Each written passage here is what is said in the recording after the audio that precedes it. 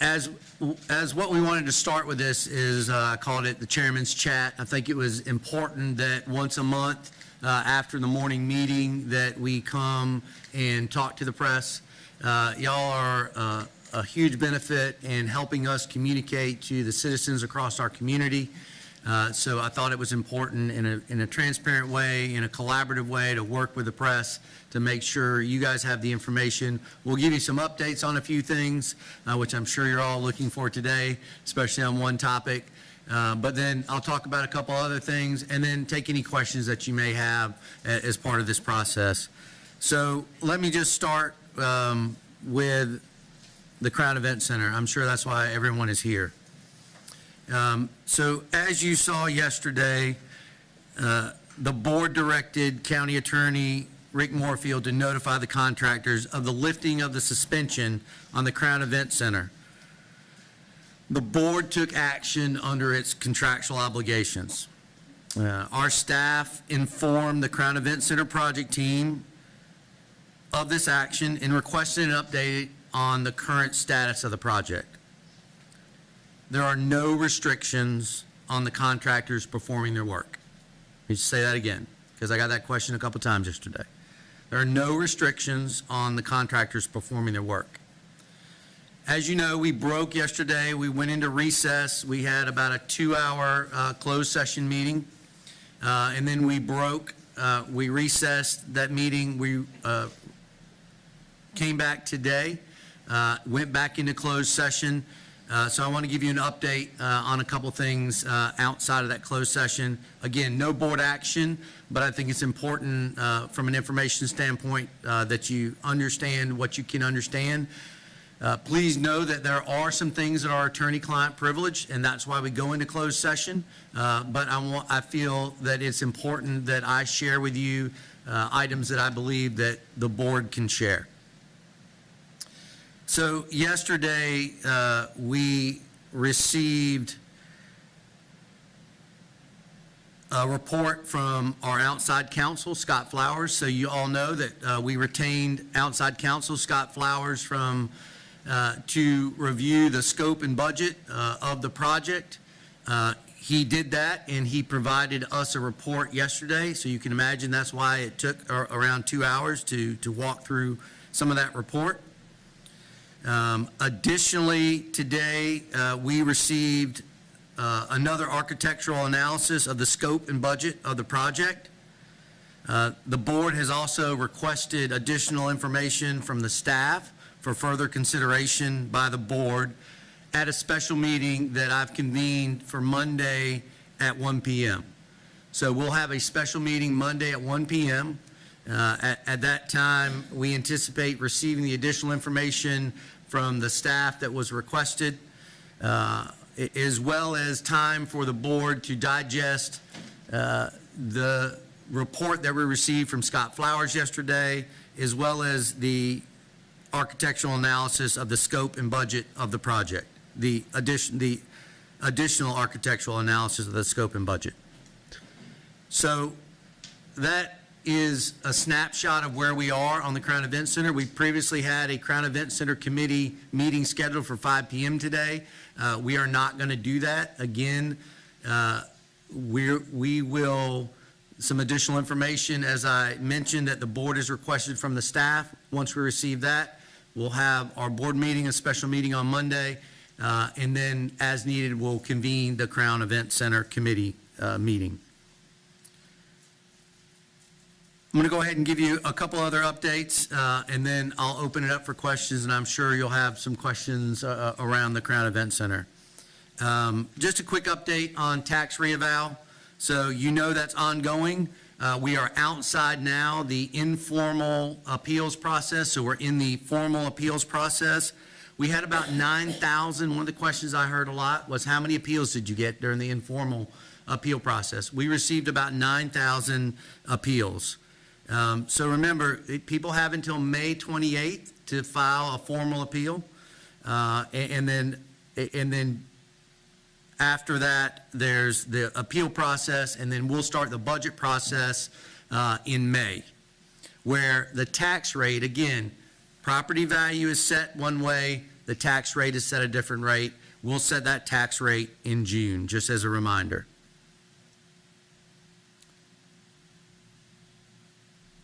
The other, and I know y'all want to get to your questions on the Crown Event Center, so I will just take this opportunity also to plug that on April 29th, we're going to do a State of the County. That's going to happen at the Historic Courthouse. That's on April 29th, Tuesday at 6 p.m. So those are the updates. I'm sure you may have questions on other things as well. I do want to thank you for being patient with this board as we walked through a series of information yesterday, as well as the information we received today. And again, we appreciate your patience and your willingness to stand by and get the information. So I'll open it up now for questions, and as needed, I'll call on Ms. Rice as well. So if you will just use the mic so we can, because we are live streaming.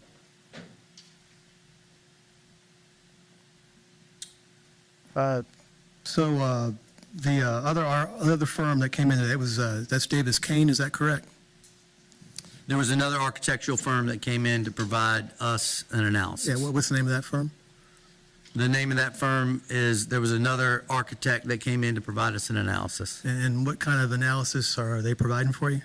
They provided us analysis of the scope and budget of the project. Okay, does that also include possibly rehabilitating the old Crown Theater? They provided us an analysis of the current scope and budget of the project. And so what are your thoughts on rehabbing the old Crown Theater? I'm speaking to you as the chairman of the board today, not my personal thoughts. And so, again, the architect provided us an analysis of the scope and budget of the existing project. We needed some additional information. We wanted to have that information, and another architect provide us a look at the scope and the budget of this project that we're doing, this $145 million project for this community. We thought that was important, and so that's what we asked, and that's what was received. Is it still 145, or does the analysis indicate it might be more, or do something different? We have not received any update on any pricing. We have not adjusted any pricing to this project. So what's happening? We're going to see dirt moving soon across the street, and you still on a timeline for April of 2027, or? And I'm gonna let some other folks ask some questions if I can, Paul. But to answer your question, you know, as you can imagine, anytime think about if you're building a house, Paul. You and Sharon may be building a house somewhere, and you got a delay in that building of the house. You're probably going to have a delay in that timeline. Right. So what we've asked for and what our staff has reached out for is we reached out to our contractors, and again, we lifted the suspension, and we asked for them to provide us an updated status. And so we'll be working through that, over the period of time with our staff. Okay, can you describe for me there was that $1.9 million extra fee that Scott Flowers is supposed to investigate? Explain more about what that situation is, what that fee was, where that came from. I guess it's on top of the initial fee. Again, that's part of the information that came back from the attorney, from Attorney Scott Flowers. The staff is reviewing his report and his updates back to us on what that $1.9 million consisted of. And I'm going to open it up to other people if I can, Paul, and we'll come back to you. Okay. Well, Hold on, Paul, if I can give anybody else an opportunity. Well, my question is, what was in the reports that you all just went over that made you say, let's lift the suspension on the project? So what wasn't in the reports? So yesterday, we received the report from the attorney, okay? Today, we received the architectural analysis of the scope and budget of the project. So yesterday, again, the board took action under our contractual obligations, so to lift that suspension. was there any, while it was lifted, is there any direction to the contractors to wait a while before they actually do more work? Part of the direction back to the contractors from our attorney, as I mentioned, is we're lifting the suspension and then provide us a status of where they are. Right? So, so like, if a bulldozer starts moving dirt across the street again, are you going to say, hey, wait a minute, you're not supposed to do that? There are no restrictions on the contractors performing their work. I Right. think you're, Well, the lady, okay, here's the thing. When we came out of the door, one of the people was carrying a report, and the report had a cover on it, and the cover said something like Crown Theater Modernization Facility Comparison. So tell me about, what's that about, what's what about? that report that she was carrying out? I don't know what report, I mean, that was written on the cover of the piece of paper. She walked right past me. again, we received an analysis Yeah, from an architect about the scope and budget of the Crown event project. right. And so does that include possibly going back to the old facilities and fixing them up instead of building a new building? Again, we received. Right. This is a yes or no analysis. question. Yeah, you've received It is a analysis. question, Paul, it is a question. I appreciate the Yeah. question very much, and I Yeah. appreciate your interest. And as I said, I came forward to provide you and provide the public as much information as I possibly can without unveiling any confidentiality that we have with our attorney around this project. Okay. I think, well, go ahead, I'll let you answer it. No, I was listening and looking for my next possible thing, but all right. So the situation right now, you're not, even if you hadn't stopped, you would have been possibly opening in April of 2027. Your deadline is at the end of October of 2025 under the lawsuit with Ms. Jackie Blue and the conditions of the settlement. So where are you all now with, I mean, you're not going to make October 2025, so what's happening, you have this lawsuit settlement, that's why you're building this project or trying to address the issues with the ADA compliance, so where do y'all stand with that? Could they come back and say, hey, you're out of compliance, you got to do something? Paul, that's a great question. And again, I think that's part of, we just received a report yesterday. Right. We just lifted a suspension. We just received some additional information about the scope and budget of this project. And I think those are potentially questions that we're going to have answers, that I may not have answers for you right now. But those are valid questions that are part of how we have to look at how we would need to move forward. So it's a valid question and probably not one that hasn't been asked. I'll put it that way. All right. How Are much? you able to tell us more about the scope and budget that you keep mentioning of the project? Once the board as you can imagine, we've had a lot of information thrown at this board in about a 24-hour period. You have a full report from an attorney that's over 1,000 pages. You have a scope and budget analysis from an architectural firm that we need to digest, quite frankly. And I thought it was prudent that we provided the board time to review that information, digest that. We all operate and consume information in different ways.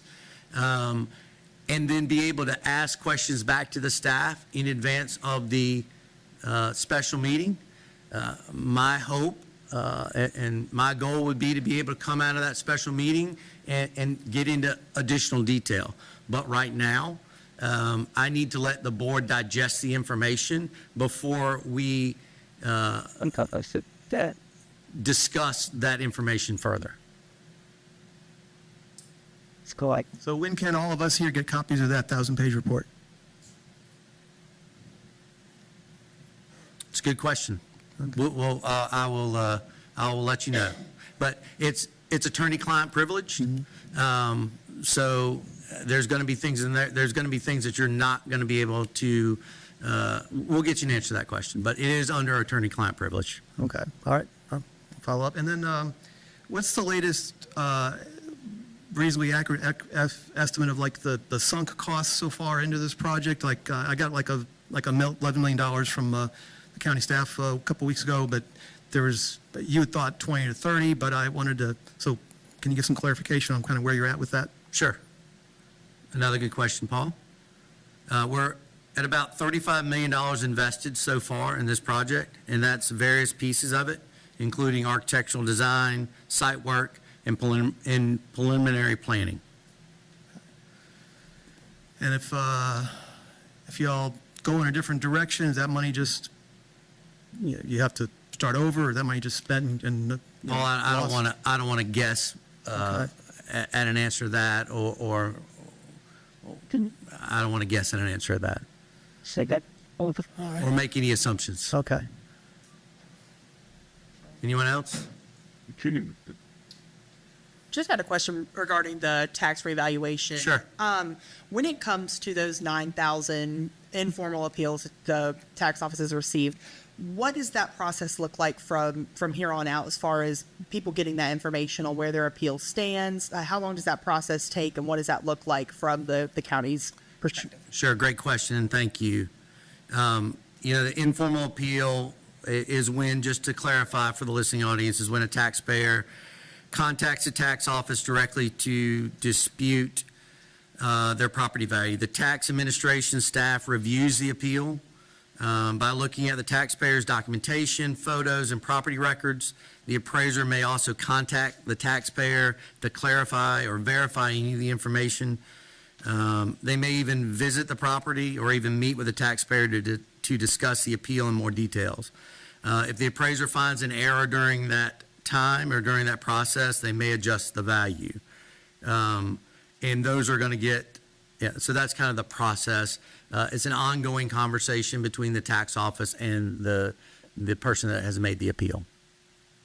Are the The 9,000, are they all finished and resolved, or are they still kind of being processed? No, the number that I asked for, I don't have a detailed number of what status they're in or how many have been resolved.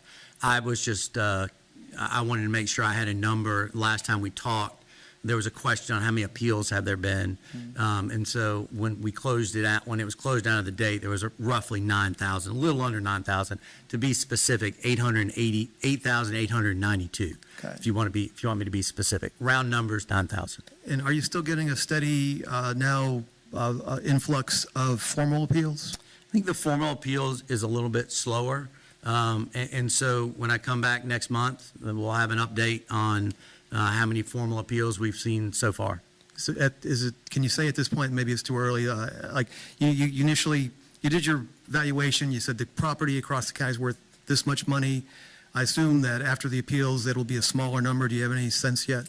I don't have any sense. We've got a great tax administrator office that has really done, in my opinion, a great job of engaging the community, being available, being receptive to try to help the constituents across our community. As you can imagine, a lot of people had a lot of questions about their tax value and just needed to have somebody tell them how they went through the process. So I don't have an idea of where we are or how many have moved from informal to formal.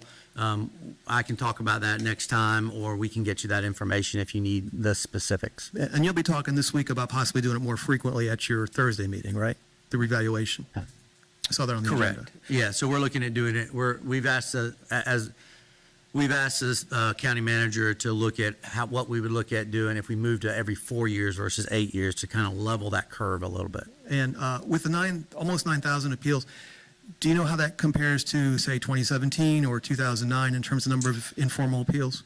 Don't quote me, but I want to say there was roughly at the last evaluation where the property values went up, we had Well, that- roughly 12,000, Yeah, I that was believe. 2009. Correct. Yeah, and values went down in 17, so Correct. I guess it'd be fewer appeals. I would hope. So, okay, I mean, the 9,000, it was a smaller number than I anticipated, but I'm not expert on this. How does it feel to you? My opinion, I thought it would be around the numbers that we saw in 2009. I think there's a lot of things that, as we look at the valuation as over an 8-year period where we had a lot of events happen over that 8 years. So when I look at that, then that tells me, one, our staff is, our tax administration office and that process has worked the way that it needs to work. And because I believe that we had a very solid community engagement plan to talk about if you needed to appeal, this is a process we want to encourage you. I know every time I went on the radio or spoke to the press or spoke to a community group, I said, if you don't agree with it, call the tax administrative office. I know my fellow board members did the same thing. So I feel good about the process that our staff and our team went through and have thanked them previously for the countless hours that they've already put in through this process and that they'll continue to put through in this process of the formal appeal. So you think the reason that there's 9,000 this time versus 12,000 in 2009, that's 25% drop, is that better communication? People just I are better with I it? can't Do you have an idea? speculate. I can't speculate to that. I wish I had a crystal ball to be able to tell you why, to correlate the two, but we're around 9,000. That's the number where we are now. I can't speculate why it's different. Okay. Y'all want to add in anything? Good try, Paul. Anybody else have any other questions? All right. Again, I just want to thank you again for taking the time, and I truly believe it. And look, I know you can get frustrated because I'm only giving you part of the answer, and I can see that, and you're doing the work for our public, and we appreciate that. But you also have to understand my commitment is to share as much that I can with you at a time, and I think I have availed myself to be available to the press through situations like this or through activities like this or through phone calls, texts, emails, whatever. I'm committed to continue to do that. Please don't get frustrated if we can only share certain amounts of information. Government works the way that it works. I want to make it as transparent as we can. At the end of the day, government works for the people, and we need to ensure that the people have all the information, and y'all provide that sunlight. So I do want to thank the press for being here. One follow-up. So when you come back off your special meeting, you going to go into closed session right away? I'm not sure of what, I will tell you we will go into closed session. I won't tell you that we will go immediately into closed session, but we will be in closed session. Okay. Attorney-client? I would assume that it will be attorney-client because there is some information that we need and some clarification on some things that are confidential information, attorney-client information. Okay. Thank you so much for being here today. I appreciate it.